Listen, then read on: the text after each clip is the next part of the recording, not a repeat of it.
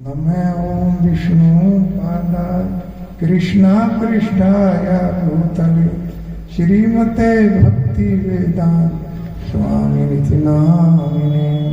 नमस्ते सरस्वती देवे गौरवाणी प्रचारिणे निर्विशेष शून्यवादी पाश्चात्य देश तारिणे।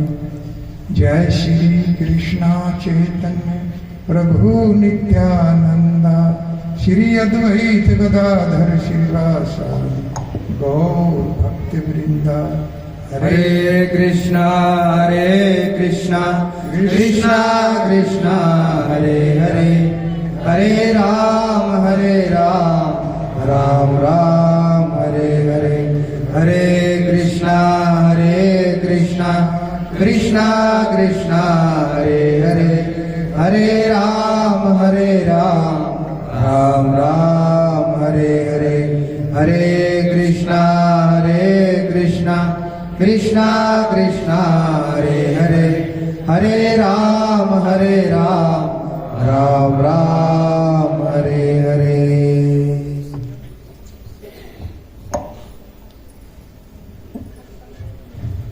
श्रीमद् भागवत सप्ताह का तीसरा सत्र, स्कंद 4 अध्याय 8 श्लोक नंबर 21।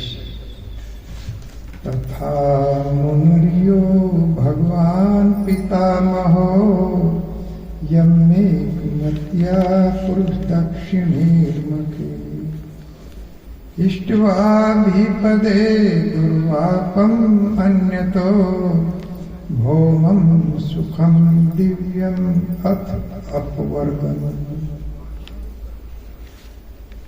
तो कल के सत्र में आप सबने श्रवण किया था कि गुरु महाराज रोते हुए अपनी माँ के पास चले गए और माँ भी बहुत दुखी हुई। जब किसी का बच्चा रो करके माँ के पास जाता है, क्योंकि माँ को ही सबसे बड़ा वो अपना सानिध्य समझता है, रक्षक समझता है, तो माँ के पास जाता है। उसी तरह से ध्रुव महाराज ने पिता को तो देख ही लिया था कि सन्यावाचे वो मौन थे और उनकी माता ने जो शब्द कहे थे उन्होंने उसमें कोई प्रयास नहीं किया था। तो अपनी माता के पास, लेकिन माता ने कितना अच्छा उपदेश दिया, बेटा तुम किसी से द्वेष मत करो, ईर्ष्या मत करो। तुम्हारी जो माता है उसने बहुत अच्छा उपदेश तुम्हें दिया है, इसमें बुराई की कोई बात नहीं। आधिष्ठ तत्तात विवत्सरत्वम उत्तम से मात्रा यदव्य, अर्थात तुम्हारी विमाता ने जो भी कहा है वो बिल्कुल सत्य है। अगर तुम्हें यदि इच्छस्य अध्यासन उत्तमो यथा, यदि उत्तम जैसा पद चाहिए तो अधोक्षज आराध्य अधोक्षज आद पद्मम, भगवान अधोक्षज की आराध्य करो और उनके चरण कमलों को प्राप्त करो। तो ये उपदेश दे रही है और कह रही है कि बेटा बहुत ही अच्छी बात है जो तुम्हारी माता ने तुमसे कहा है। हमारे गुरुजी कहते हैं कि अच्छी बात तो कोई शत्रु भी कहे तो उसको ग्रहण कर लेना चाहिए, उसमें कोई बुराई नहीं है। जैसे एक बार एक जौहरी की दुकान पर एक व्यक्ति कुछ सोना खरीदने के, आभूषण खरीदने के लिए गया, लेकिन पैसों के लेन देन के ऊपर झगड़ा हो गया। अब उस व्यक्ति ने उसको डांटा फटकारा तो वो जोहरी उठा करके, जो भी उसके पास गहने थे और तो कोई हथियार था नहीं, अब गहनों से ही मारने लगा उस व्यक्ति। अब वो व्यक्ति बड़ा खुश हुआ कि और मारो और मारो और मारो, क्योंकि जो भी सोने की चीज थी उनको वो अपनी जेब में डाल रहा था। तो अच्छी बात अगर कोई मारे भी, अच्छी बात अगर कोई शत्रु भी कहेगी तो उसको ग्रहण कर लेनी चाहिए। ए बेटा, तुम्हारी माता ने जो उपदेश तुम्हें दिया है कि तुम भगवान परम पुरुष की शरण में जाओ तो ये बहुत अच्छा है, तो उस अधोक्षज की शरण में जाओ। अधोक्षज के संबंध में अधोक्षज शब्द आया है, अर्थात जो हमारी इंद्रियों से परे हैं, उनके द्वारा हम ना उनको देख सकते हैं, ना उनकी कोई भी अनुभूति हम कर सकते हैं। इसीलिए इससे परे है, इससे ऊपर उठना पड़ेगा, आत्मा के स्तर पर जाना पड़ेगा। और ये देख करके हम लोग केवल शरीर के स्तर पर हैं। शरीर से श्रेष्ठ इंद्रियां हैं, इंद्रियों से श्रेष्ठ है मन, मन से श्रेष्ठ है बुद्धि, बुद्धि से श्रेष्ठ आत्मा, और आत्मा से श्रेष्ठ परमात्मा। ये सब हमारे इसी शरीर के अंदर है। अगर कोई इस प्रक्रिया में रहता है तो वो सुखी है इस जगत में, उसे कोई दुख नहीं है। लेकिन ये प्रक्रिया हम लोग बिगाड़ देते हैं। हम शरीर को ही मेहमान पर मानते हैं, अपने आप को ही शरीर ही मानते हैं। आत्मा के स्तर तक तो हम लोग पहुंचते ही नहीं, जबकि हम है ही आत्मा, हम शरीर है ही नहीं। अजो नित्यम शाश्वतो अयम पुराणो न अन्यते अन्य माने। शरीर है अर्जुन, शरीर के जाने पर, मरने पर, नष्ट होने पर आत्मा नष्ट नहीं होता। तो शरीर तो नष्ट हो जाएगा लेकिन हम नहीं मरेंगे। शरीर तो मरते मरते हार लिया है, पता नहीं कितनी बार इसका जन्म हो गया है और कितनी बार ये मर चुका है। इसीलिए भगवान कहते हैं जरा मरण मोक्षाय ममाश्रित यतन्ति ते ब्रह्म तद्विदु क्राशनम अध्यात्मम कर्म चाकलम। अगर अर्जुन तुम्हें इस जन्म मृत्यु के बंधन से छूटना है तो मम आश्रित है, मेरे आश्रित होना पड़ेगा। जन्म मरण, जरा व्याधि और जन्म और मृत्यु, 4 प्रकार के दुख हम लोगों को सदैव इस जगत में सताते रहते हैं। जन्म के समय भी अपार कष्ट होता है, मृत्यु के समय भी अपार कष्ट होता है, और बीच में बीमारियां और बुढ़ापा, ये सब दुख के कारण है। तो इनसे छूटने के लिए हे अर्जुन मेरी शरण में आना पड़ेगा, क्योंकि तद्विदु कृष्ण, अगर कोई इस बात को जानता है तो वही वास्तव में कर्म को पहचानता है और ब्रह्म के स्तर पर है, अपने आप को जानता है। हम लोग अपने आप को नहीं जानते। ये प्रश्न सनातन गोस्वामी ने वाराणसी में भगवान चैतन्य महाप्रभु से पूछा था कि प्रभु के आमी, मैं कौन हूँ? मुझे तो आज तक यही जानकारी नहीं है कि मैं हूँ, और हम सबको ही वास्तव में मालूम नहीं कि हम कौन हैं। अगर इस प्रश्न का उत्तर हम ढूंढ लें तो निश्चित रूप से इस जगत से पार हो जाएंगे। तो इस तरह से बहुत ही सुंदर उपदेश दिया कि बेटा अपनी माता के वचनों से दुखी मत हो, वो दुरुक्ति नहीं सुयुक्ति है, इस तरह से उपदेश दे रहे। आजकल किसी के बच्चे को कोई डांट देता है तो हम लोग प्रयास करते हैं कि किसी तरह से बदला लिया जाए, लेकिन इतनी बड़ी बात हो गई, बहुत दुख था अंदर से, लेकिन उसके बाद भी अपने बच्चे को बहुत सुंदर उपदेश दे रहे।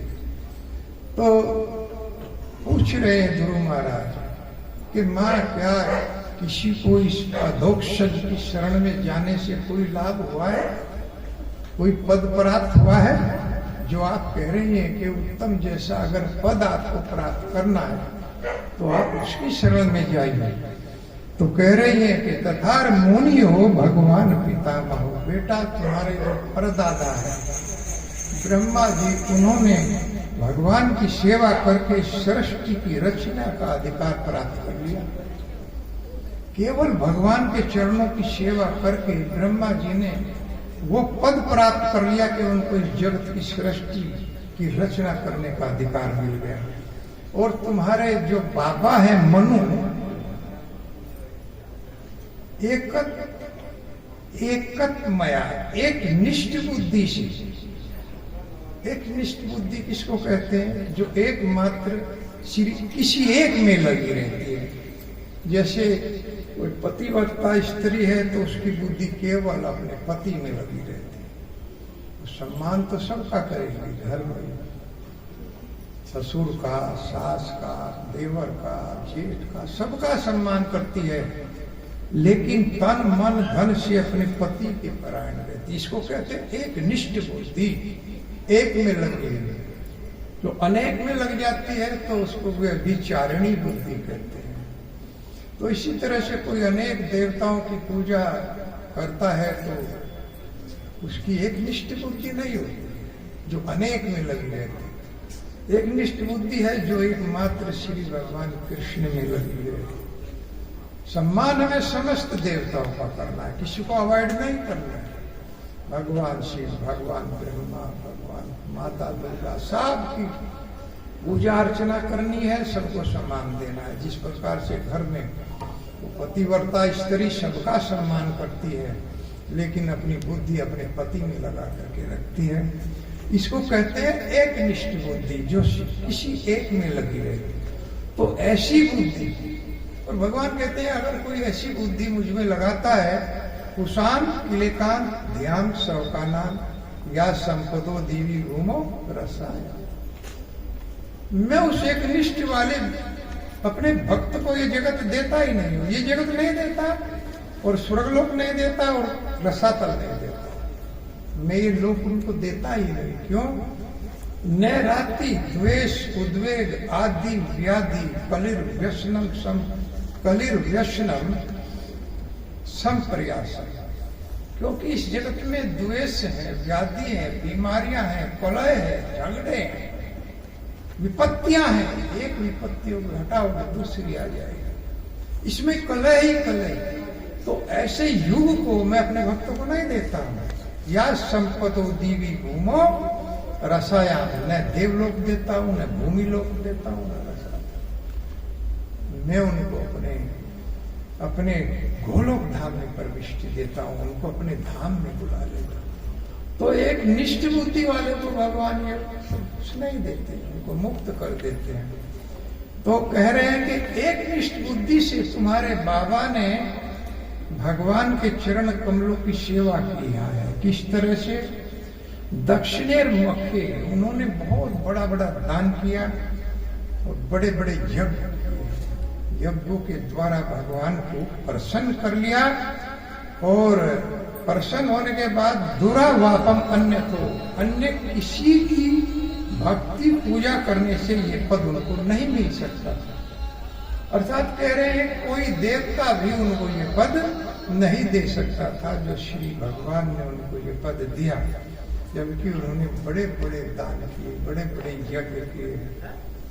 तो देवता लोग वो वस्तु नहीं दे सकते हैं, और इस जगत का व्यक्ति क्या देगा? क्योंकि इन सबके पास में केवल दुख ही दुख है। देवताओं के पास में भी दुख ही है, सुख नहीं। और इस व्यक्ति के, इस जगत के लोगों के पास में केवल दुख है, सुख है नहीं।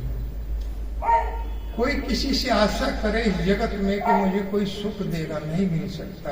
हाँ, दुख दे सकता है, और सबसे अधिक दुख इस जगत में अपने सबसे निकट अपने घर वाले देते हैं। देखा गया सबसे अधिक दुख अपने, जितना भी कोई नजदीकी होगा वही सबसे ज्यादा दुख देगा।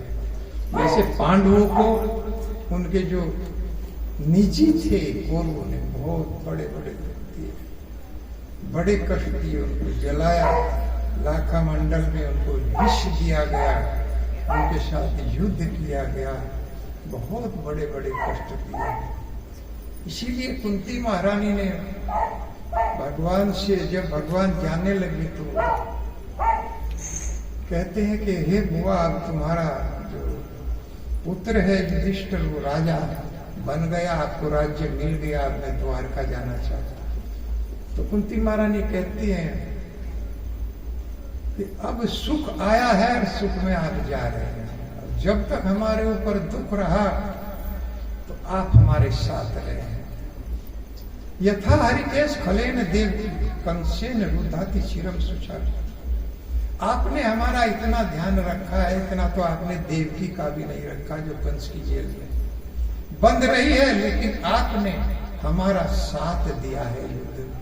भगवान वास्तव में अपने भक्तों का इतना साथ देते हैं, अपने निजी परिकरों की भी परवाह नहीं करते, अपने निजी परिकर को छोड़ देते हैं, लेकिन भगवान अपने भक्त को कभी नहीं छोड़ते। इसलिए कुंती महारानी मांग रही है कि हे प्रभु मुझे आप दुख दीजिए, विपत्तियां दीजिए, क्योंकि विपत्तियों में आप सदा हमारे साथ रहते हैं। विपदा संतु न शाश्वत तत्र तत्र जगत गुरु भवतो दर्शनम जस्यात् पुनर्भव दर्शन। आप हमें विपत्तियां दीजिए जिससे आप सदैव हमारे साथ बने रहें, क्योंकि विपत्तियों में आपका दर्शन होता रहता है और आपका यहाँ दर्शन होगा, वहां विपत्तियां नहीं ठहर सकती। एक तरह से तो भगवान कहते हैं माता मेरे पास तो विपत्तियां है नहीं, दुख है नहीं। कहां से? भगवान के पास दुख है नहीं। हम कभी कभी भगवान को कहते हैं अरे भगवान हमको बहुत दुख दिया, कोई घटना घट जाती है तो हम भगवान को उसका दोष देते हैं, अपने ऊपर नहीं देते, जबकि वो निज हमारे ही किसी कर्म का फल होता है, लेकिन हम भगवान को गाली देते हैं। चित्रकेतु का इकलौता पुत्र मारा गया तो उसकी पत्नी कीर्त धूती रोते रोते भगवान को गाली दी, अरे तुम कहीं का कंट्रोलर है, तुमने एक माता पिता के सामने उसके पुत्र को छीन लिया। और तू अगर कहता है कि कर्म के अनुसार मैं फल देता हूं तो फिर तेरी क्या आवश्यकता है? व्यक्ति कर्म करता है उसको उसका फल मिलता है, तेरा क्या काम है? तो इस तरह की गालियां दे। इसी तरह से हम लोग भी भगवान को ही गाली देते हैं, उन्हीं के ऊपर दोष रख देते हैं। कोई अच्छा काम तो बन गया, मैंने किया है, परिवार वाले कहने लगते हैं कि हमने ये किया है, हमने इतनी जमीन खरीदी, इतना काम बना दिया, ये कर दिया, और कोई त्रुटि घर में हो गया है, कोई घटना घट गई तो भगवान के ऊपर रख दिया कि भगवान ने ऐसा किया है। भगवान कभी किसी को दुख नहीं देते, क्योंकि उनके पास दुख है ही नहीं, तो वो कहां से दे? जिस प्रकार से सूर्य अगर रात्रि से मिलना चाहे तो क्या मिलेगा? नहीं मिल सकता। जहां भी सूर्य जाएगा वही रात्रि को अंधकार को जाना पड़ेगा, प्रकाश हो जाएगा। अंधकार वहां ठहर ही नहीं सकता जहां सूर्य, और चाहकर भी सूर्य कभी रात्रि से मिल ही नहीं सकता। इसलिए भगवान अगर चाहे कि मैं दुख से मिलूं, अरे कहां दुख है? तो भगवान दुख से नहीं मिल सकते, क्योंकि जहां भगवान का नाम होगा और जहां भगवान होंगे वहां दुख ठहर नहीं सकता। कृष्णा सूर्य समय माया है अंधकार, जहां कृष्णा तहां नहीं माया रे अधिकार। सूर्य के समान कृष्ण है, जहां भी जाएगा वहीं पर सुख हो जाएगा। उसी तरह से ये नाम है हरे कृष्णा कृष्णा कृष्णा हरे हरे, हरे राम राम राम हरे हरे। तो इस जगत में देवताओं के पास कुछ है, इसीलिए कह रहे हैं दूरा मम अन्य, तो अन्य कोई, ये इतना कठिन है इसको प्राप्त करना कि कोई दूसरा इसको दे ही नहीं सकता। जो तुम्हारा दुख है बेटा, उसको केवल भगवान काट सकते हैं, कोई दूसरा, कोई देवता दुख दे तो सकते हैं। इस जगत का व्यक्ति, कोई परिवार का सदस्य तुम्हारे दुख को नहीं काट सकता। मैं कैसे काटूंगी?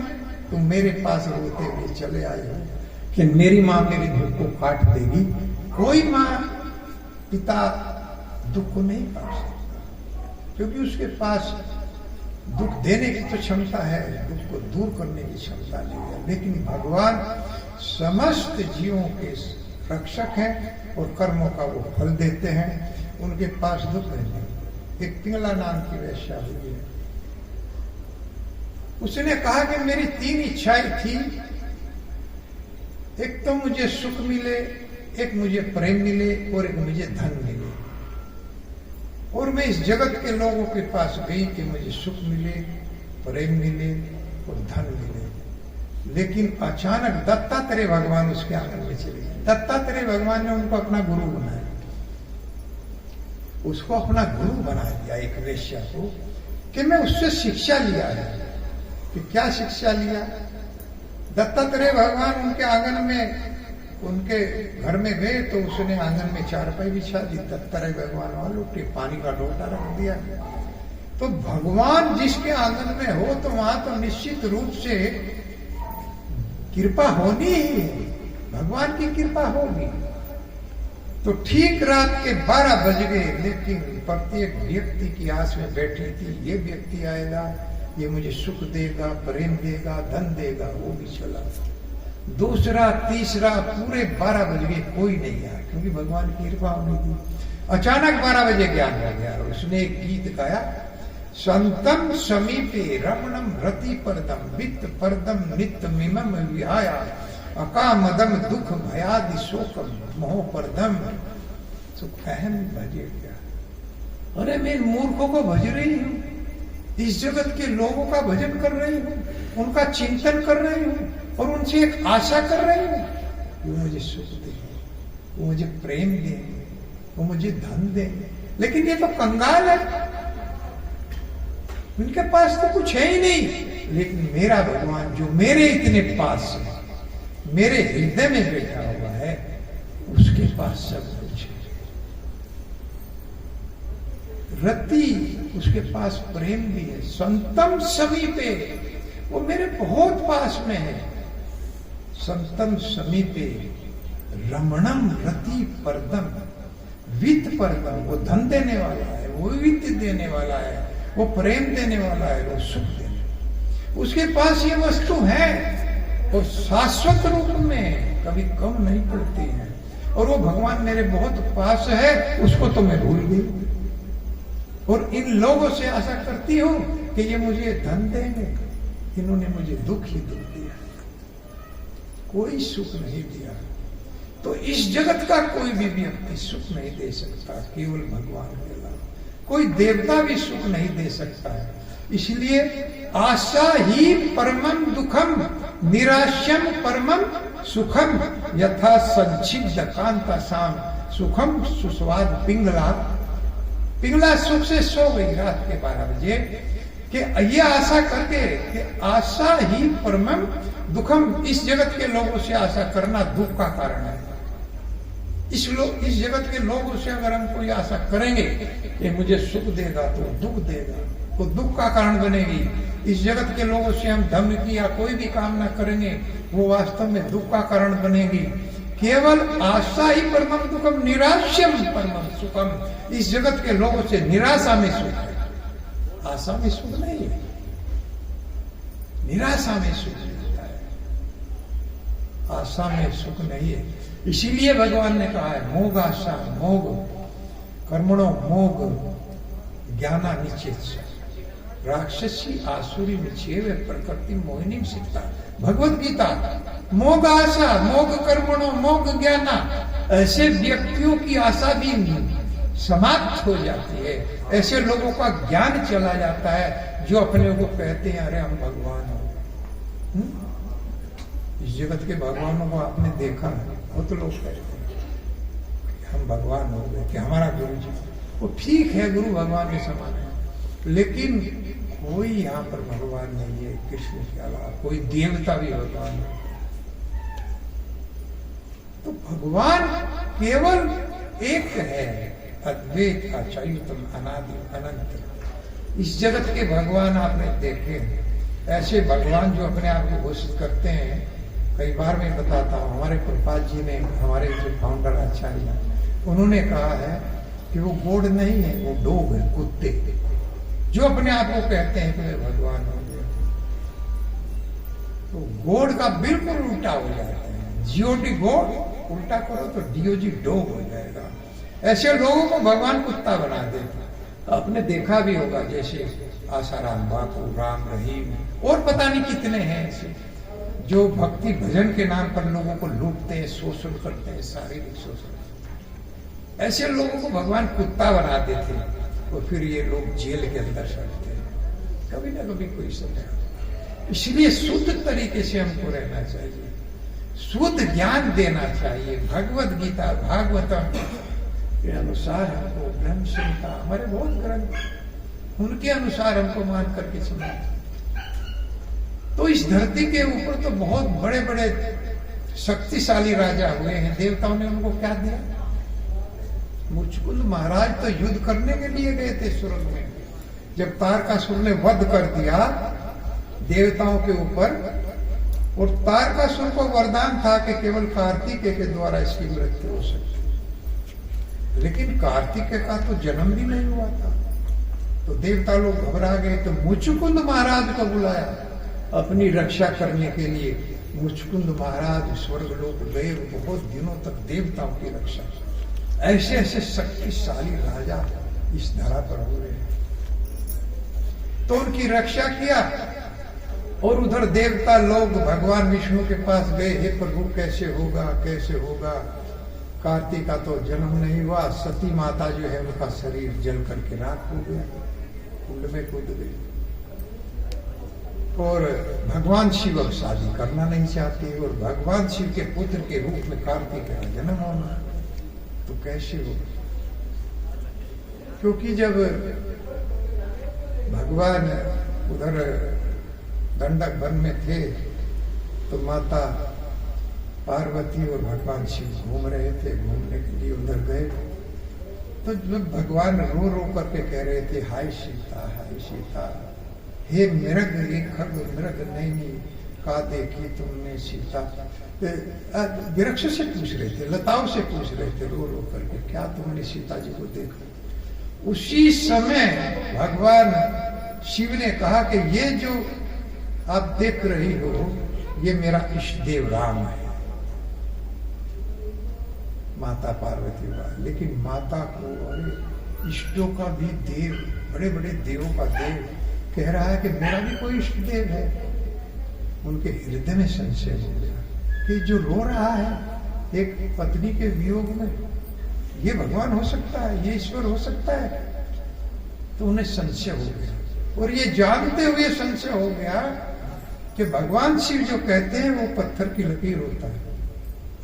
इहा शंभुअस मन अनुमाना, इहा शंभुअस मन अनुमाना, दक्ष सुता कहु नहीं कल्याणा, दक्ष सुता कहु नहीं कल्याणा।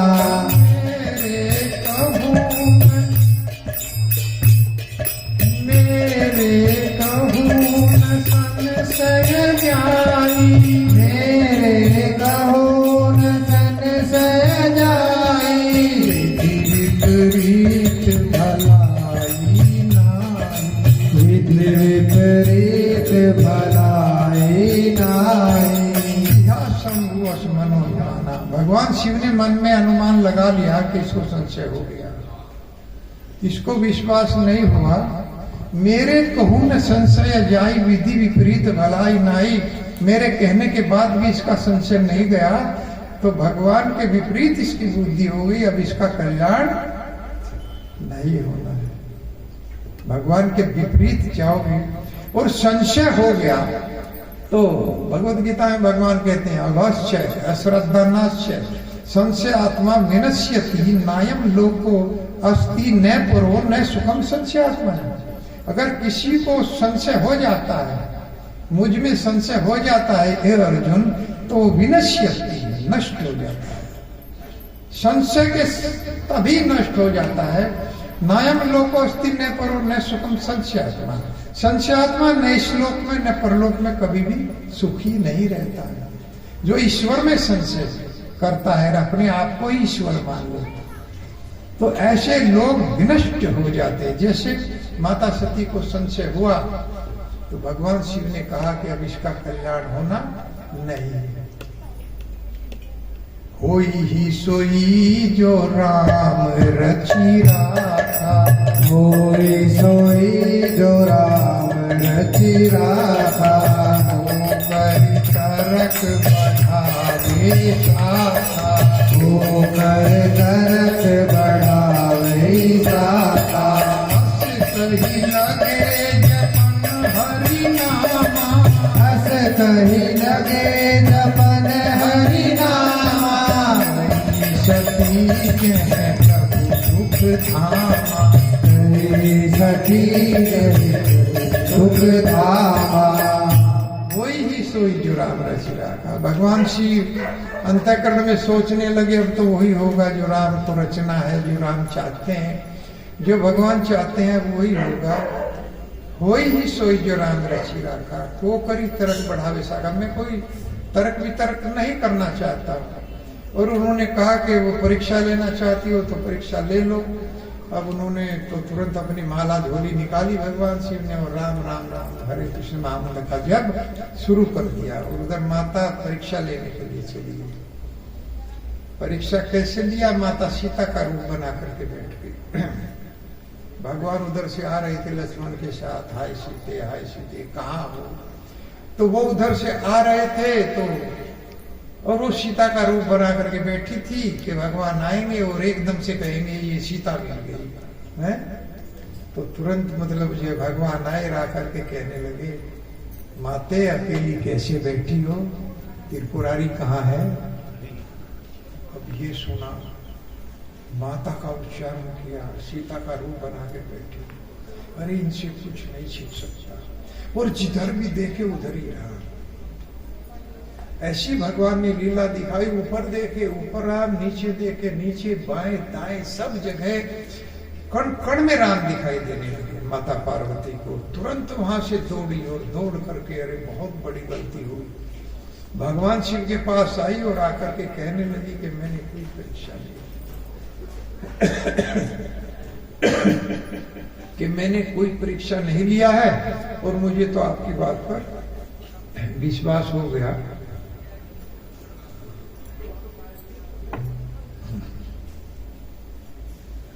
लेकिन भगवान शिव तो अंतःकरण से जान गए, अरे मेरे इष्ट देव ने इसको माता कहा, अब ये मेरी भी माता हो गई, अब मेरी पत्नी के पद पर ये नहीं रह सकती, तो त्याग कर दिया।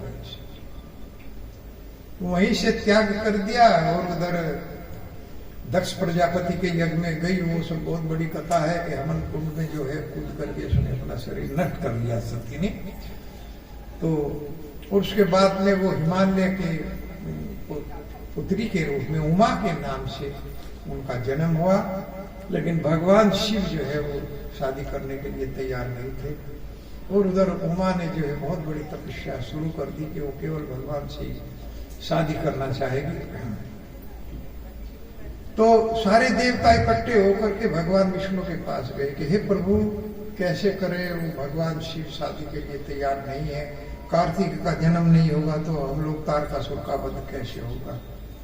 तो भगवान विष्णु भगवान शिव के पास गए मनाने के लिए और उनसे कहा कि तुम उमा से शादी करो, तारकासुर का वध देवताओं के कल्याण के लिए बहुत आवश्यक है। तो भगवान शिव कहने लगे, मात पिता प्रभु गुरु की वाणी, मात पिता प्रभु गुरु की वाणी, माता पिता गुरु प्रभु की वाणी, माता पिता प्रभु गुरु की वाणी, मात पिता प्रभु गुरु की वाणी, मात पिता प्रभु गुरु की वाणी, विनय विचार करिए शुभ जानी, विनय विचार करिए शुभ जानी, सब भांति परम हितकारी, तुम सब भांति परम हितकारी, आज्ञा सिर पर नाथ तुम्हारी, आज्ञा सिर पर नाथ तुम्हारी। भगवान शिव ने कहा, हे प्रभु जो भी आप आदेश करेंगे, क्योंकि आप तो सभी तरह से सबका हित और कल्याण चाहते हैं, आप सबका हित चाहते हैं, कल्याण चाहते हैं, इसलिए आप तो सबके हितकारी है। आपकी आज्ञा में सिर माथे पर रखता हूँ, क्योंकि माता की, पिता की, गुरु की जो वाणी है उसे बिना विचार करके मान लेना चाहिए बच्चों को, क्योंकि वो वास्तव में वो जो भी कहेंगे वो कल्याण के लिए कहेंगे। कभी भी माता पिता अपने बच्चों का अशुभ नहीं चाहते, तो इसलिए माता पिता गुरु प्रभु की वाणी बिना ही विचार करिए शुभ जाने, शुभ जान करके उसको मान लेना चाहिए। हे प्रभु आप तो ईश्वर है, भगवान है, आप तो सबका हित चाहते हैं, मैं कैसे आपकी बात को गिरा सकता हूँ और आपकी बात शर्मा थी। और भगवान शिव तैयार हो गए और पहले इससे उन्होंने कहा था कि मैं शादी करना नहीं चाहता।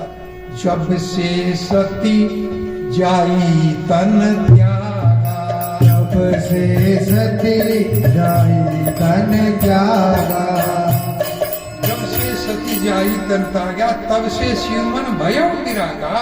भगवान शिव का मन बैरागी हो गया और वो नाच नाच करके भगवान का नाम गा रहे थे। भगवान का नाम कहते मैं अब इस झंझट में पड़ना नहीं चाहता हूं, मुझे तो बहुत आनंद आ रहा है भगवान के नाम को जप कर। भगवान के नाम को जब जप करने लगते हैं तो उस समय हो जाएगा। हम लोग तो काफी समय हो गया, 30 साल के करीब हो गया, तो बड़ा आनंद आता है। तो भगवान शंकरषण भी जिनके कितने मुख है, 1000 मुख है और 2000 उनकी जीवा है, तो लगातार भगवान की लीलाओं को गाते रहते हैं। और उनके लार लटकती है, जिसको हम राल कहते हैं, गिरती है, तो उसको भी लपेटने का समय उनके पास नहीं है, क्योंकि 2000 जीवा है। वो निरंतर भगवान के मंत्र को गाते हैं। हरे कृष्णा कृष्णा कृष्णा हरे हरे, हरे राम राम राम हरे हरे। तो मेरे कहने का पर्पट था कि तब शादी हुई, कार्तिकेय के समय पर उत्पन्न हुई। तो कार्तिकेय जब देवताओं के सेनापति बने तो मुचुकुंद को देवताओं ने आराम दिया। कहा कि हे प्रभु, आपने हमारी बहुत रक्षा किया है, अब आप आराम कीजिए और जो वरदान आप चाहते हो मांग लीजिए। तो मुचुकुंद महाराज ने मुक्ति मांगा, देवताओं से कहा कि अब मुझे मुक्ति दे दीजिए। तो उन्होंने कहा कि मुक्ति का जो ये तो हमारे बस में नहीं है, ये तो श्री भगवान ही दे सकते हैं, कि मुक्ति का अधिकार हमारे पास है नहीं, देवता लोग के। तो मुचकुंद महाराज ने कहा तो फिर मेरे देश को भेज दीजिए, जहां से मैं आया था वहां भेज दीजिए, मैं अपने परिवार में चला जाऊंगा। कि महाराज वहां पर भी कोई नहीं बचा है, क्योंकि देवताओं का 1 दिन और यहाँ के 6 महीने बराबर होते हैं। वहां तो सब चले गए, खत्म हो गए। आपका कोई वंश वहां पर बचा हुआ नहीं, इसलिए वहां भी आप जाने से कोई लाभ नहीं। तो फिर मुचकुंद महाराज कहने लगे, तो फिर मैं आराम करना चाहता हूं, आप मुक्ति दे नहीं सकते, आप मेरे परिवार से मुझे नहीं मिला सकते, मैंने आप लोग की इतनी सेवा किया है, तो ठीक है अब मैं आराम करना चाहता हूं। हाँ महाराज, आराम आपको ऐसी नींद आएगी कि आपको जो भी जगाएगा आपकी आंखें खुलते ही वो भस्म हो जाएगा। ऐसा वरदान नहीं दिया, नींद का वरदान दे दिया। देखो देवताओं ने मुक्ति नहीं दी और अपने परिवार से भी अलग कर दिया। तो ये है देवताओं की कारीगरी।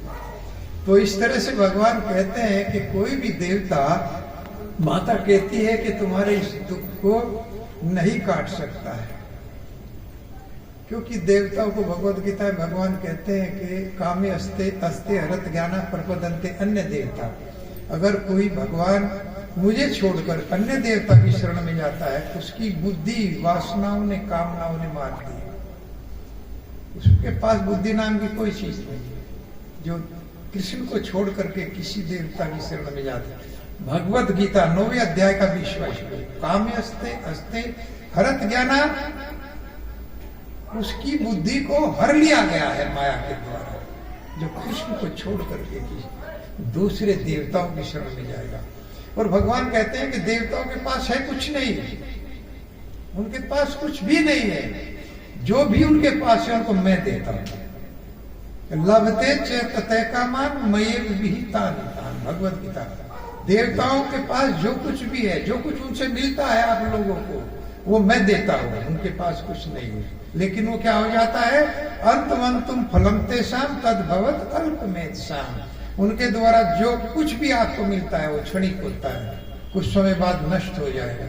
लेकिन सीधे अगर आप मेरी शरण में आओगे, मेरा भजन करोगे, तो आपको जो वस्तु मिलेगी वो शाश्वत होगी, सनातन होगी, वो नष्ट नहीं हो सकती।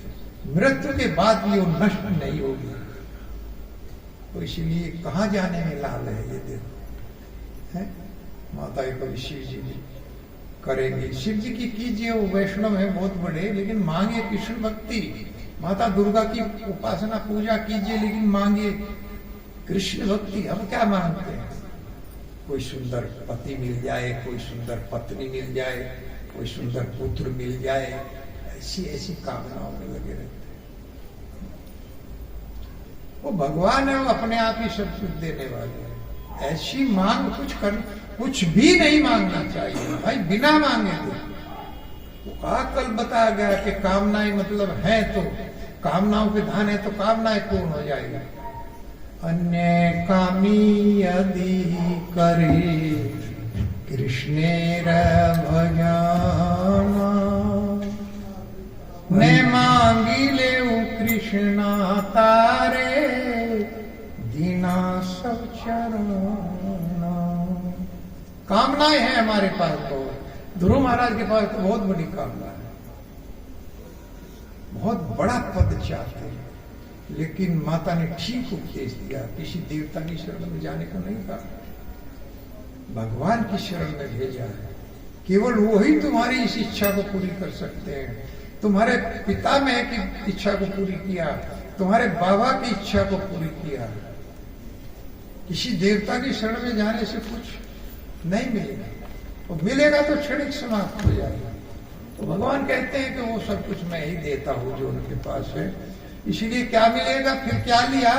तुम्हारे पिता मैंने भौमम सुखम दिव्यम अथ अर्थवर्गम, उससे तुम्हारे पिता को इस जगत का भौतिक सुख भी मिला और उसके बाद में मुक्ति मिली। भगवान की शरण में जाने से इस जगत का सुख भी उनको प्राप्त। भगवान की शरण में जाने से इस जगत का सुख भी मिलेगा, पुत्रों का सुख भी मिलेगा, पत्नी का सुख भी मिलेगा, पति का सुख भी मिलेगा जो भजन करेंगे, और उनको अपवर्ग मुक्ति भी बाद में मिलेगी। तुम्हारे जो पिता में थे उनको इस जगत का भी सुख मिला और गोलोकधाम का भी सुख मिला, उसमें वो चले गए। तो इस तरह से भगवान अन्य कामी, कितनी भी बड़ी हमारी कामना हो, अगर ध्यान कामनाओं पे है तो कामनाएं पूर्ण होंगी, भगवान नहीं मिलेंगे। लेकिन अगर ध्यान कृष्ण पे है तो कामनाएं भी पूर्ण हो जाएंगी और कृष्ण भी मिलेंगे। जैसा रूप गोस्वामी ने तो लिखा है, भक्ति रसामृत सिंधु में अगर कोई कुछ मांगता है तो उसको भगवान दे के पीछा छुड़ा लेता।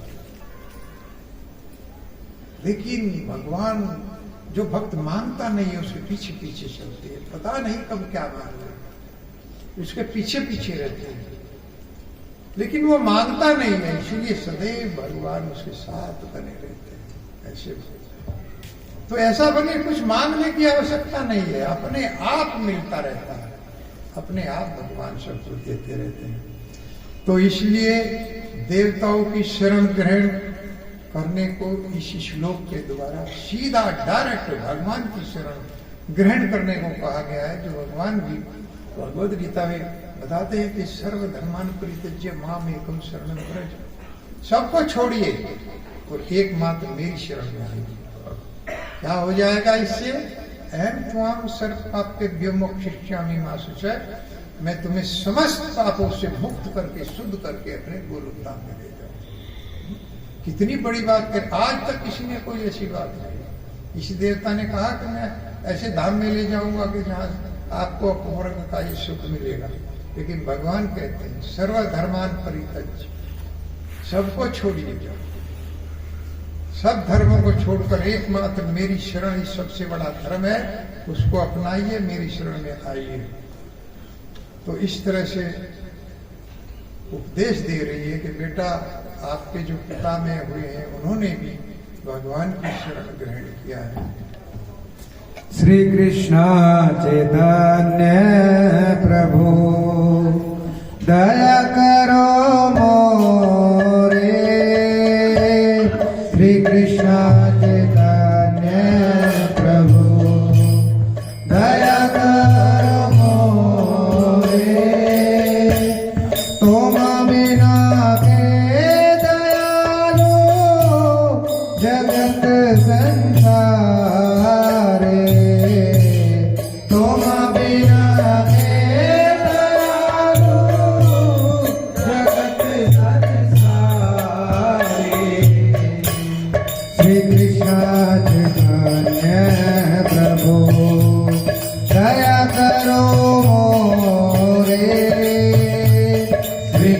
चैतन्य प्रभु दया करो मोरे पतित पावन हेतु तव अवतार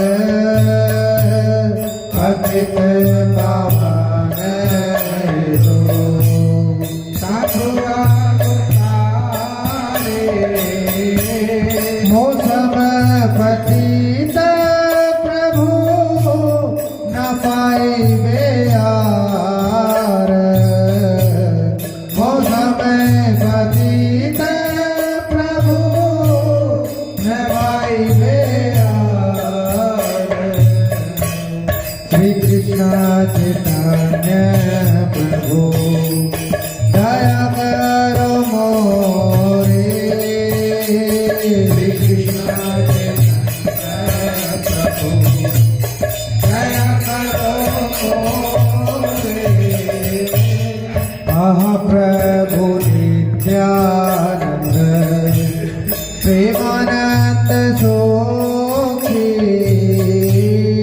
आह प्रभु नित्यानंद प्रेमानंद सुखी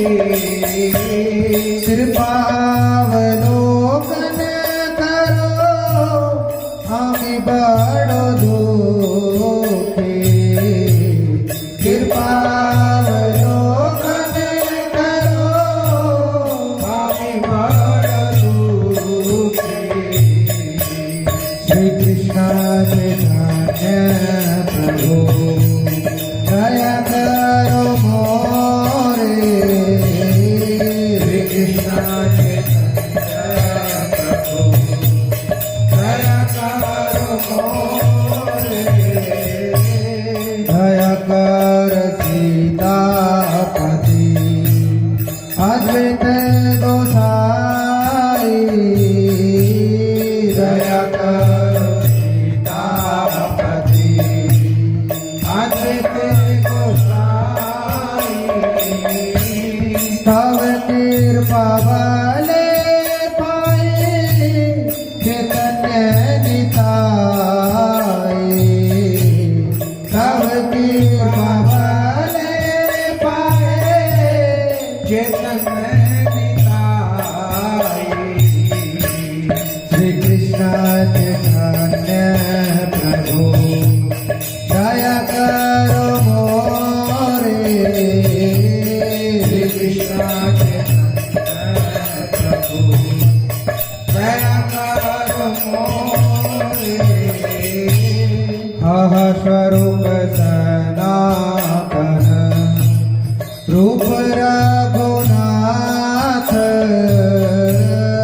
आह स्वरूप सनातन रूप रघुनाथ भट जोग श्री जीव प्रभु लोकनाथ भट जोग श्री जीव प्रभु लोकनाथ श्री कृष्ण चैतन्य प्रभु दया करो मोरे श्री कृष्ण चैतन्य प्रभु दया करो मोरे दया करो श्री आचार्य प्रभु श्रीनिवास दया करो श्री आचार्य प्रभु श्रीनिवास रामचंद्र संग मांगे नरोत्तम दास रामचंद्र संग मांगे नरोत्तम दास श्री कृष्ण चैतन्य प्रभु दया करो मोरे श्री कृष्ण प्रभु दया करो मोरे तुम बिना के दयालु जगत संसारे, तुम बिना के दयालु जगत संसारे। हरे कृष्णा कृष्णा कृष्णा हरे हरे, हरे राम राम राम हरे हरे। हरे कृष्णा कृष्णा कृष्णा हरे हरे, हरे राम राम राम हरे हरे। देखो वैष्णव गीत गाए, हम लोग ये ऐसे लौकिक भजन तो गाते नहीं है, पता नहीं आपकी समझ में कम समझ में आते होंगे, लेकिन इनका भाव बहुत सुंदर रहता है। ये बगैर समझ में आए तब भी असर करते हैं, अर्थात ये आत्मरंजन वाले भजन हैं, शरीर का रंजन नहीं करते हैं। हम लोगों को वो सुनते हैं जो शरीर को अच्छा लगता है, लेकिन वो सुनना चाहिए जो आत्मा को अच्छा लगे, जो आत्मरंजन करे। तो ऐसा ही एक प्रभुपाद जी को बहुत पसंद था वैष्णव गीत, नरोत्तम दास ठाकुर का लिखा हुआ है। उसमें यही कह रहे हैं नरोत्तम दास ठाकुर कि अब की बार मेरा जो जन्म हुआ है प्रभु, ये विफल ना होने पाए, क्योंकि मेरे बहुत जन्म विफल हो गए। हम लोगों के पता नहीं कितने जन्म विफल हो गए, हमको कुछ याद नहीं, स्मृति नहीं है कितने जन्मों में हम रहे हैं, कहाँ कहाँ रहे हैं, कितनी बार मरे हैं, कितनी बार जन्म हम लोगों ने लिया है। अपार कष्ट हम लोगों ने सहन किया है, लेकिन भगवान की कृपा से हमको एक बार ये मनुष्य योनि प्राप्त हुई है। और ये मनुष्य योनि कोई साधारण योनि नहीं है, क्योंकि समस्त योनियों में 84 लाख योनियां हैं, केवल भजन इसी योनि में कर सकते हैं और किसी में भजन नहीं होता। तो इसलिए ये योनि बड़ी दुर्लभ है मनुष्य योनि, लेकिन हम लोग लापरवाही से पशु पक्षियों की तरह से इसको भी गंवा देते हैं, जबकि इसका लक्ष्य केवल भजन है, भगवान को प्राप्त करना है। तो यही नरोत्तम दास ठाकुर कह रहे हैं कि मेरा जो जन्म है अब की बार वो विफल नहीं होना चाहिए। ये प्रभु मैं विफल नहीं होने देना चाहता। जैसे वत्रासुर एक श्लोक में कहते हैं कि मम उत्तम श्लोक जने सुसख्यम संसार चक्रे भ्रमिते सब क्रंति त्वत् माया आत्म आत्मज दार्गे सुसक्तम सक्तस्य चित्तस्य नैनात् भूयात्। मम उत्तम श्लोक जने सुसख्यम, उत्तम श्लोक भगवान का एक नाम है, उत्तम श्लोक। हे भगवान, आप अपने भक्तों से मेरी दोस्ती करा दीजिए, सखा बना दीजिए।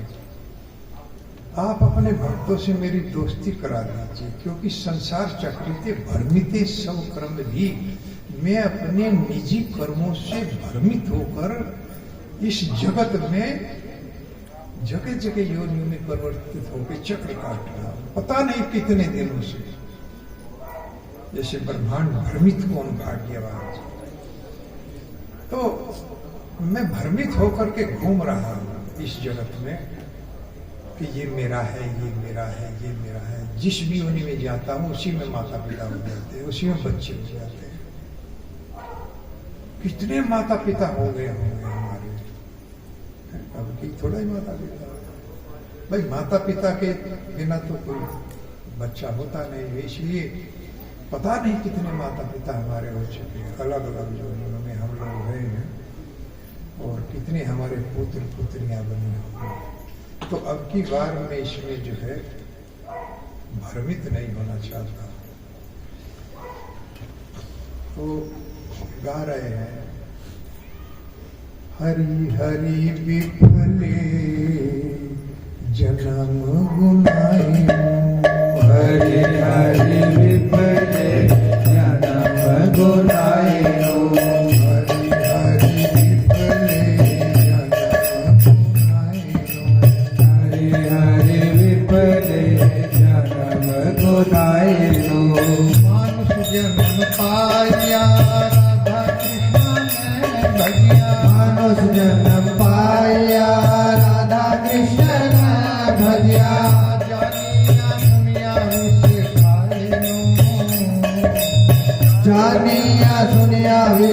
खाए लो हरि हरि विपले जन्म गुनाए लो हरि हरि विपले जन्म गुनाए लो हरि हरि विपले जन्म गुनाए लो मानो जन्म पाया राधा कृष्ण भजिया मानो जन्म पाया राधा कृष्ण भजिया जानिया सुनिया विष खाए लो हरि हरि विपले जन्म गुनाए लो हरि हरि विपले जन्म गुनाए लो हरि हरि विपले जन्म गुनाए लो संसार विषया नली दीवानी साहिया चली संसार विसन दीवानी से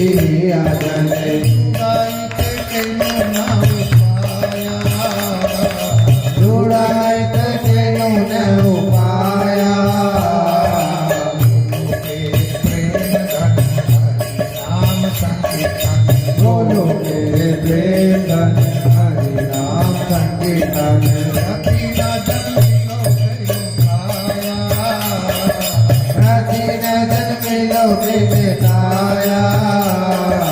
हरि हरि विपले जन्म गुनाए लो हरि हरि विपले जन्म गुनाए लो हरि हरि विपले जन्म गुनाए लो मानुष जन्म पाया राधा कृष्ण भजिया मानुष जन्म पाया राधा कृष्ण भजिया जानिया दुनिया विष खाए लो हरि हरि विपले जन्म गुनाए लो हरि हरि विपले जन्म गुनाए लो हरि हरि विपले जन्म गुनाए लो हरि हरि विपले जन्म गुनाए लो चेर नंदन सच सुत हरिलो से नंदन जय सची सुत होइलो से बलराम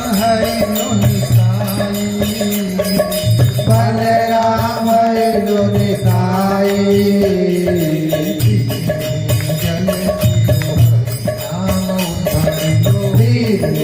जल चिलो हरि नाम उठाए लो शक्ति जगाई मदाई शक्ति जगाई मधाई हरि हरि विपले जन्म गुनाए लो हरि हरि विपले जन्म गुनाए लो मानो जन्म पाया राधा कृष्ण भजिया पाया राधा कृष्ण भजिया जानिया सुनिया विष खाए लो हरि हरि विपले जन्म गुनाए लो हरि हरि विपले जन्म गुनाए लो हरि हरि विपले जन्म गुनाए लो हरि हरि विपले जन्म गुनाए लो महाप्रभु नंद सुत महाप्रभु नंद सुत सुता करुणा करुणा करे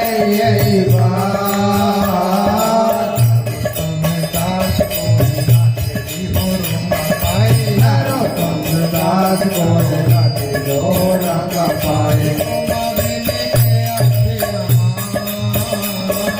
रोमा बिना के अकेला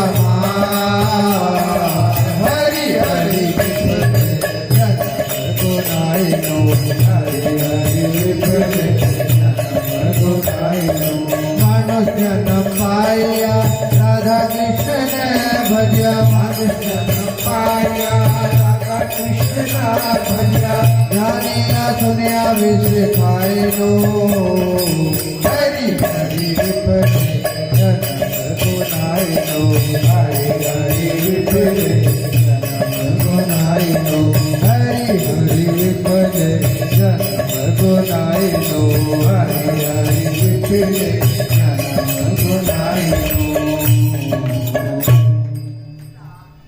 हरी हरी विफले जन्म है। बेटा ध्यान से सुनो, या तो या फिर यहाँ बैठ जाओ, आगे पीछे जाओ, मेरा डिस्टर्ब होता है। आप बैठे हो ना सामने जितने भी, कभी हंसते हो, कभी बात करते हो, कभी कुछ है, नहीं सुनना है तो पीछे बैठ जाओ, या आगे आ जाओ, सुनना है तो आगे। नरोत्तम दास ठाकुर कहते हैं कि हे प्रभु, मेरे बहुत जन्म विफल हो चुके हैं, लेकिन अब की बार मैं अपने इस मनुष्य जीवन को विफल नहीं होने देना चाहता। मानुष जन्म पाया राधा कृष्णा न भजिया जानिया सुनिया विष खाए।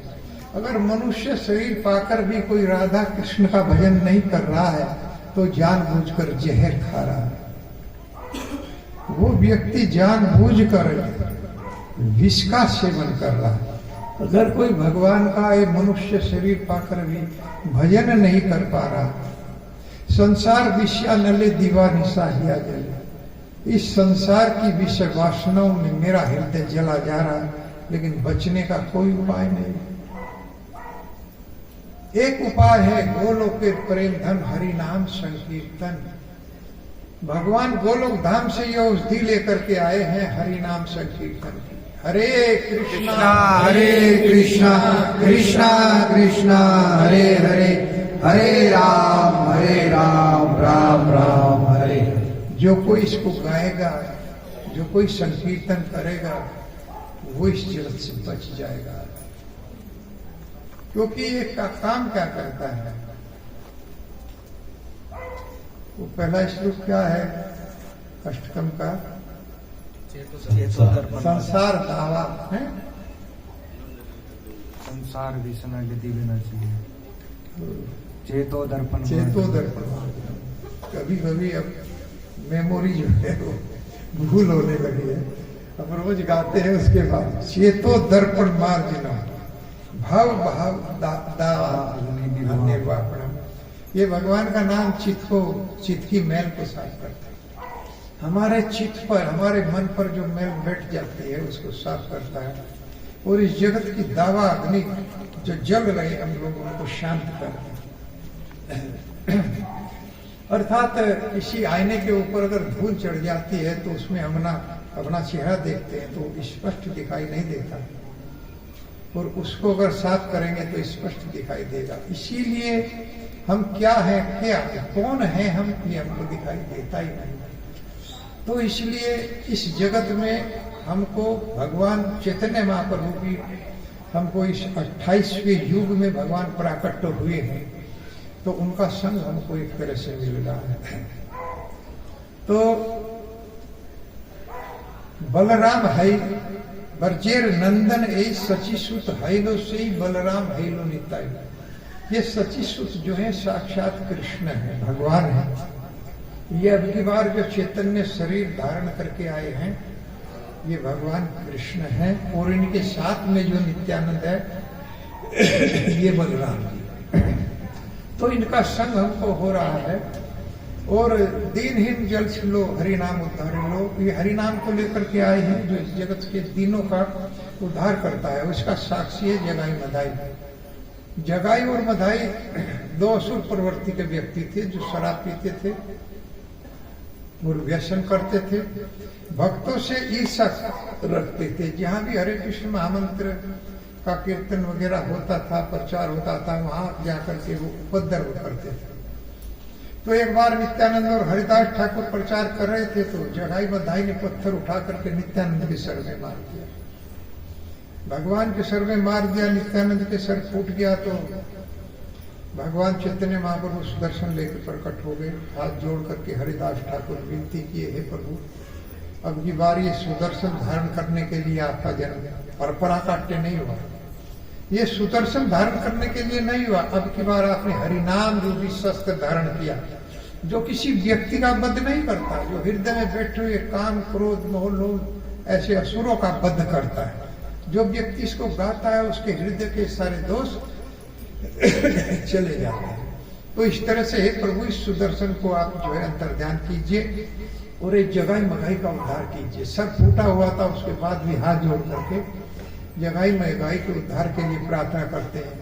और जगाई मगाई का उधर यमराज जी इंतजार कर रहे थे कि ऐसे पापी थे कि लिखते लिखते पापों से कई बुक भर दिया, कई बुकों को भर दिया कि ये लोग यहाँ पर आएंगे तो इस नरक में डालूंगा, इस नरक में, क्योंकि 21 प्रकार के नरकों का वर्णन है, इसमें डालूंगा, इसमें डालूंगा, ये दंड दूंगा, वो दंड दूंगा, ये इंतजार कर रहे थे। लेकिन जैसे ही चैतन्य महाप्रभु के चरणों में जगाई मगाई गिरे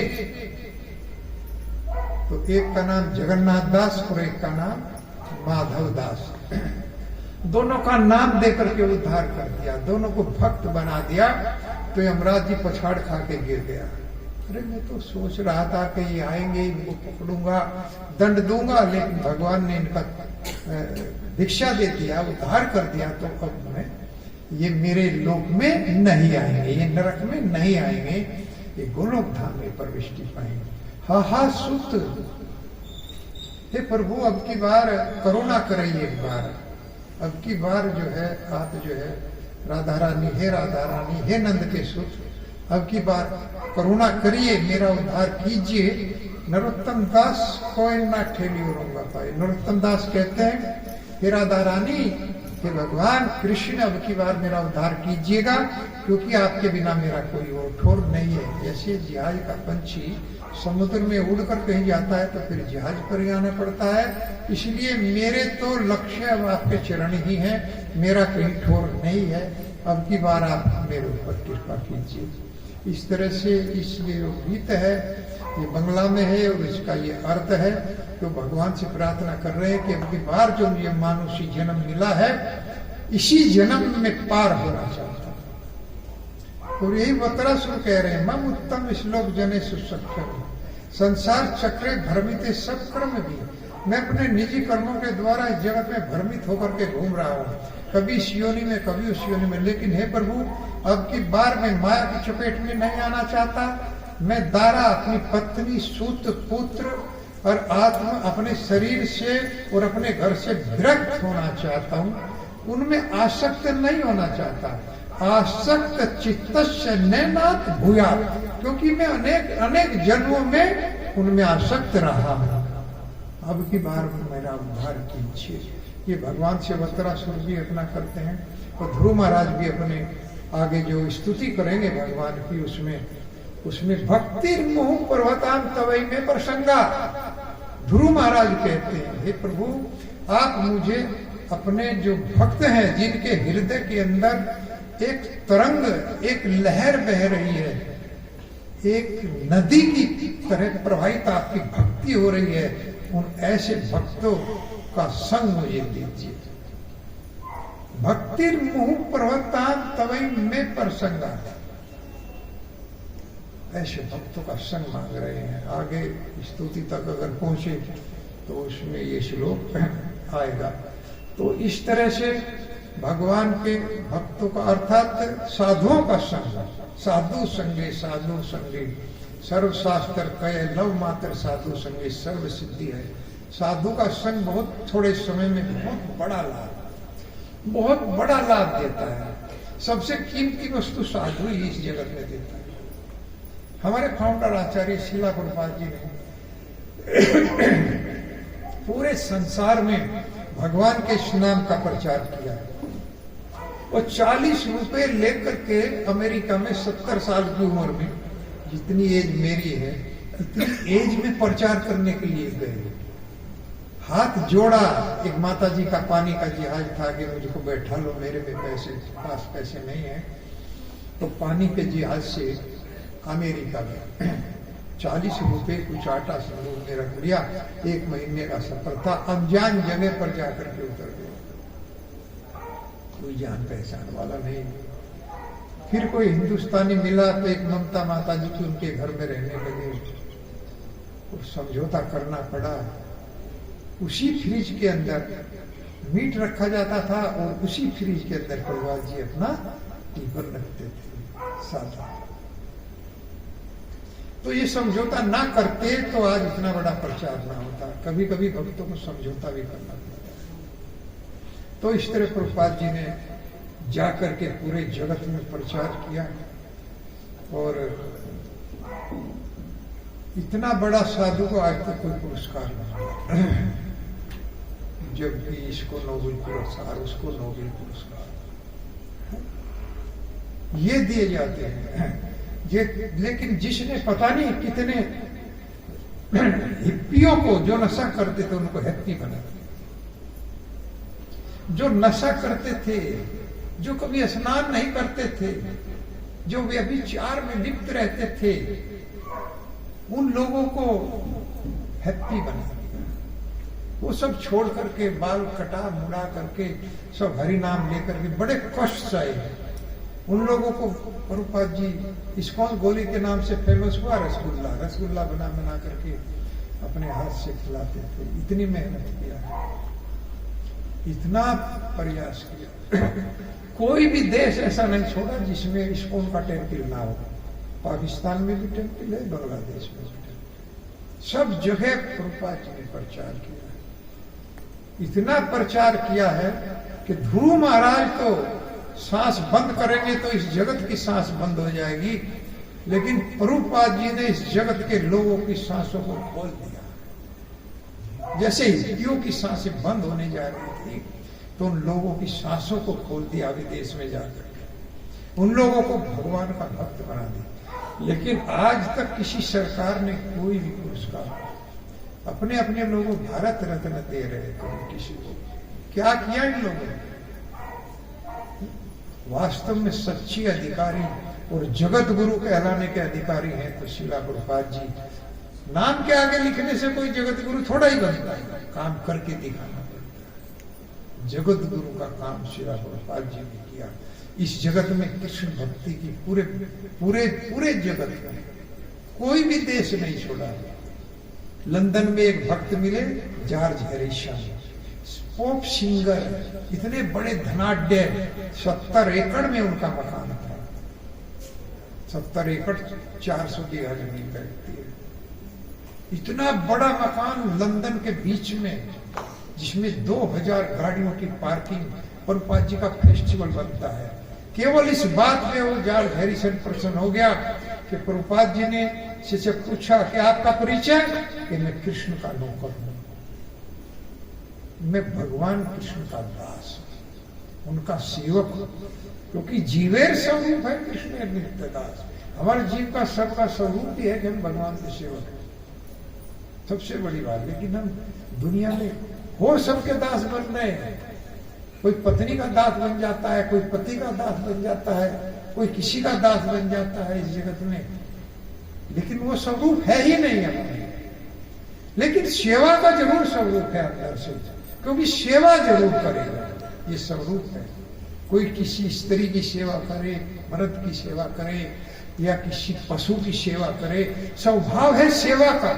लेकिन भगवान की सेवा करेगा जब असली अपने आप को पहचान पाएगा कि मैं कौन हूं। तो इसलिए प्रभुपाद जी ने ये सब सिखाया। जॉर्ज हैरिसन ने जब प्रभुपाद जी से मिले तो उनको अपना ये बंगला जो 400 बीघे में बना हुआ है दान कर दिया। आज तो उसकी कीमत पता नहीं कितने अरबों रुपए की होगी। प्रभुपाद जी का फेस्टिवल मनाया जाता है, आविर्भाव दिवस, उसमें तो इस तरह से प्रचार किया प्रभुपाद जी ने। और आज तक कोई भी उनको कोई सरकार की तरफ से कोई भारत रत्न या नोबेल पुरस्कार नहीं दिया गया। ऐसे ऐसे लोगों का स्टेचू, इन लोगों को मिलता क्या है? मरने के बाद में इन लोगों का जो नेता लोग होते हैं स्टेचू बना दिया जाता है। साल में एक बार माला डाल दिया, फिर कोई पूछने वाला नहीं है। इनके ऊपर पशु पक्षी बीट करते रहते हैं, कोई सफाई नहीं करता। लेकिन प्रभुपाद जी को देखिए, पूरे जगत में ठीक 7:15 बजे उनकी आरती होती है, उनको नहलाया जाता है, उनका अभिषेक होता है, उनको भोग लगाया जाता है। ठीक 7:15 बजे पूरे वर्ल्ड में कितने मंदिर, कितनी सेवा हो रही है। इसे भगवान करने वाले हैं अपने भक्तों की सेवा। तो इस तरह से वास्तविकता जो देता है वो साधु देता है जगत को। जबकि हम साधु को कहते हैं क्या देता है, कोई मांगने खाने वाला हो, एक बार मैं इसमें अपने मुजफ्फरनगर में एक घर में प्रोग्राम कर रहा था,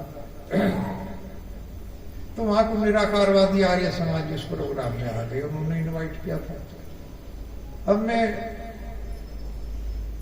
नरक राजा की कथा को सुना रहा था,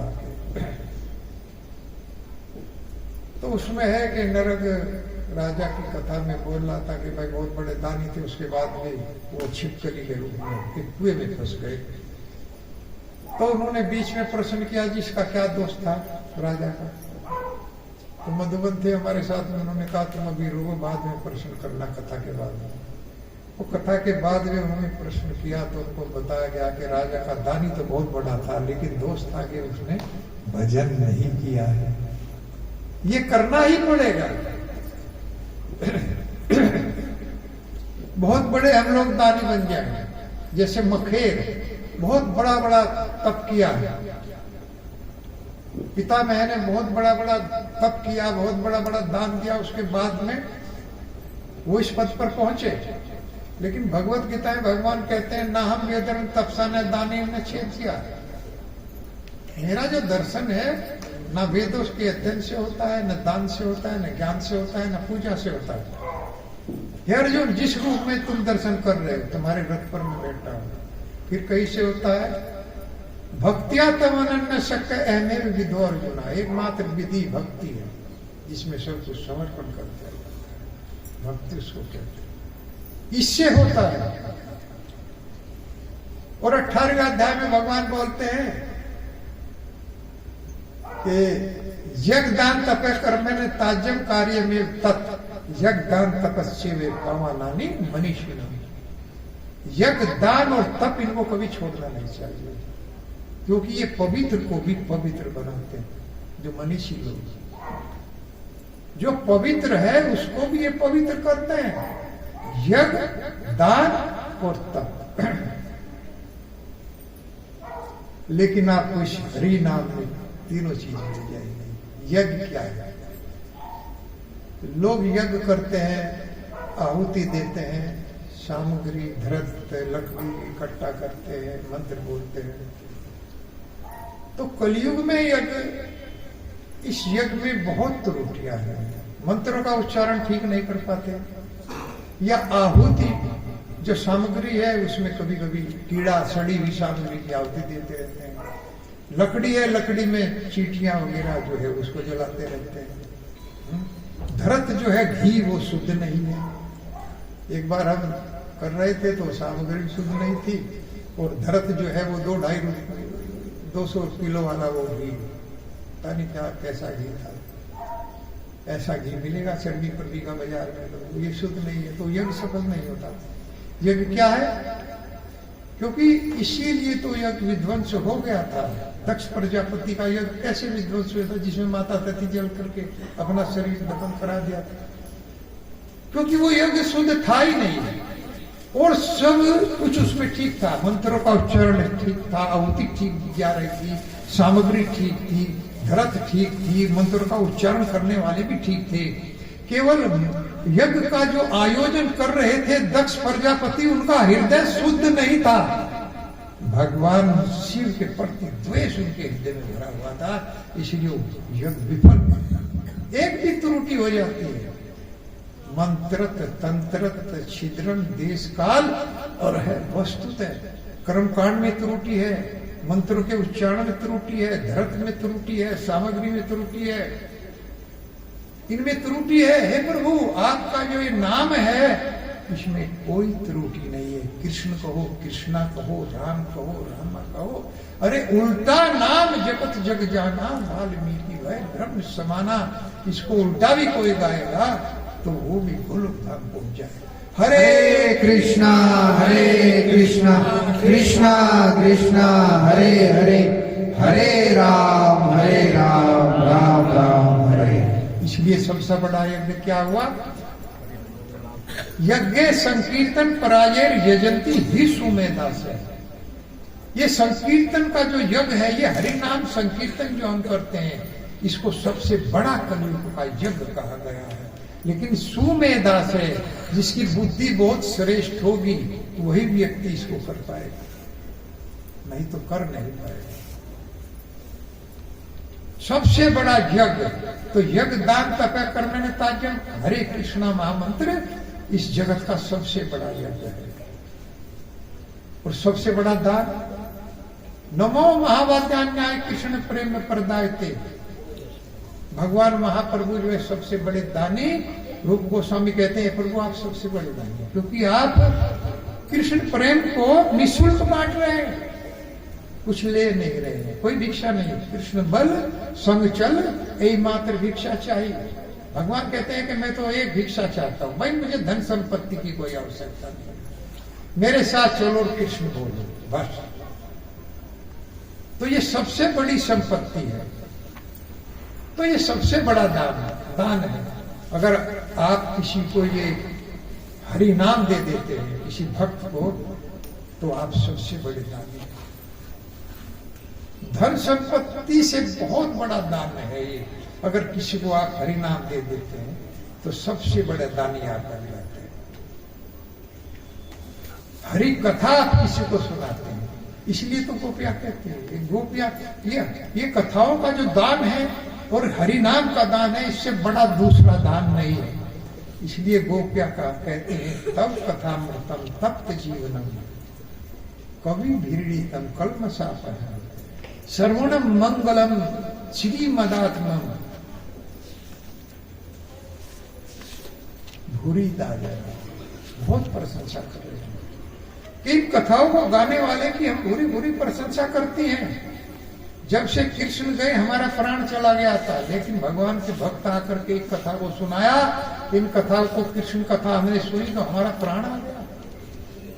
इन कथाओं से हमारा प्राण वापस चला आया, हमारे कलमश चले गए। इसलिए भूरी दाजना जो ये भगवान की कथाएं गाते हैं, इनकी हम भूरी भूरी प्रशंसा करते हैं, क्योंकि ये जगत को बहुत बड़ा दान कर रहे हैं।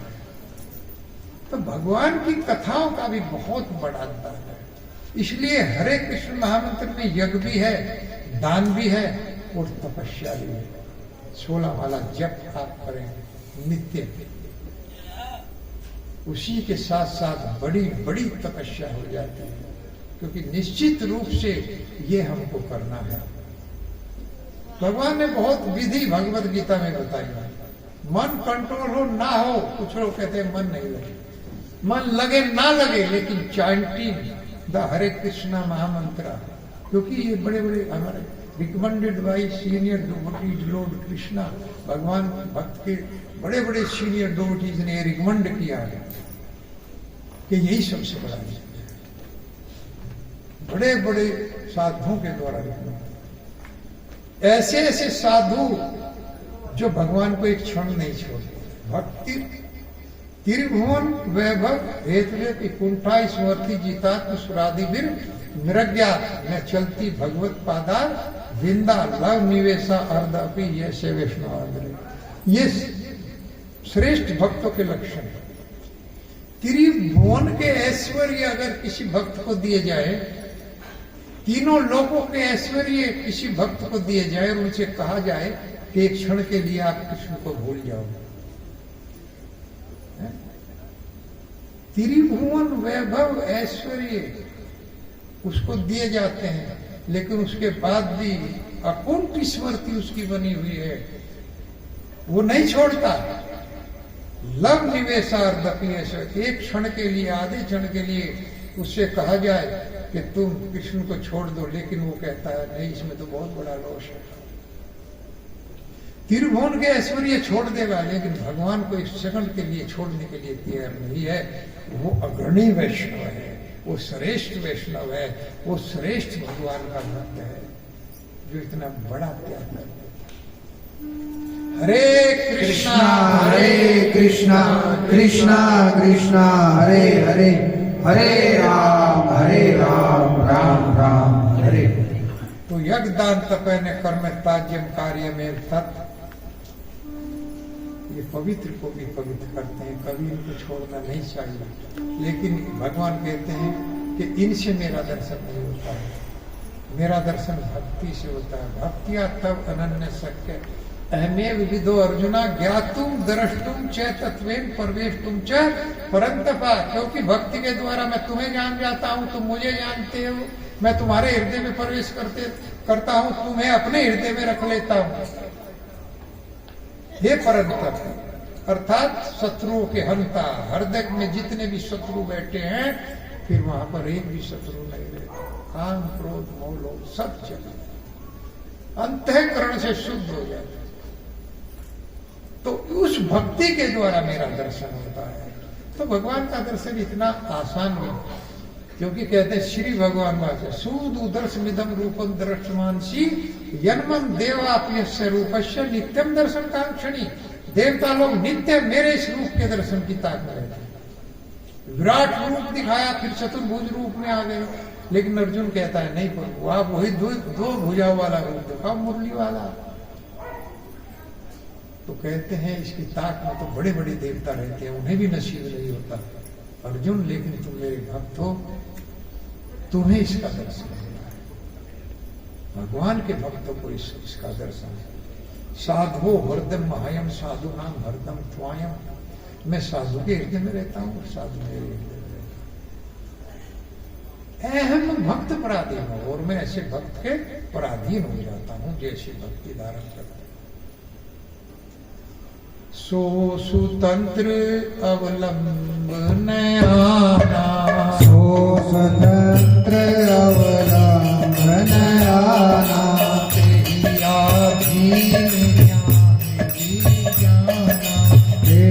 आधीन ज्ञान विज्ञाना, अनुपम सुख मूला, भक्ति तात सुख अनुपम मूला, रही जो संत हो अनुकूला, रही जो संत हो अनुकूला। सबसे बड़ा सुख है, अनमोल सुख है भक्ति का। लेकिन ये भक्ति जब मिलती है जब कोई भक्त अनुकूल हो जाता है। भक्त के बिना भक्ति नहीं मिलती, अर्थात गुरु, उसके बिना भक्ति नहीं मिलेगी, उसके बिना कृष्ण प्रेम नहीं मिलेगा।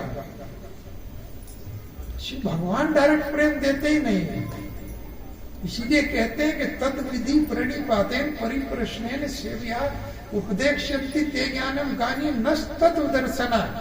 हे अर्जुन, तुम मेरे प्रतिनिधि के पास जाओ, जिसको गुरु कहते हैं। वो मेरे विषय में जानता है, वो तुमको ज्ञान देगा, लेकिन दंडवत होकर के हाथ जोड़ के विनीत भाव से प्रश्न पूछना गुरु से। ऐसे नहीं है कि जैसे समुद्र में से अप्सराएं निकल के आई 16,000 माता लक्ष्मी के साथ में। लक्ष्मी जी तो भगवान को ढूंढ रही थी, और इधर ये नारद जी से पूछ लिया ऐसे सीधे कि कृष्ण कहाँ मिलेगा, हमें उनका वर्ण करना है, और नाम नहीं किया। तो उसी के कारण नरकासुर की कैद में रहना पड़ा। तो इसलिए साधु सदैव दंडवत प्रणाम कीजिए, फिर प्रश्न कीजिए भगवान के। नारद जी को प्रणाम नहीं किया, उसी के कारण 16,000 अप्सराओं को नरकासुर की कैद में रहना पड़ा। और तब दंड मिलने के बाद फिर भगवान आए, भगवान ने मुक्त कराया, फिर उन 16,000 को भगवान ने अपनाया। तो इस तरह से साधु के बिना ये भक्ति नहीं मिलती है। जो अनुपम सुख है भक्ति का, तो किसी वैष्णव की शरण में जाना पड़ेगा, तब प्राप्त होगा। हरे कृष्णा हरे कृष्णा कृष्णा कृष्णा हरे हरे, हरे राम राम राम हरे। तो बताओ एक श्लोक और लेके चल जाएगा काम।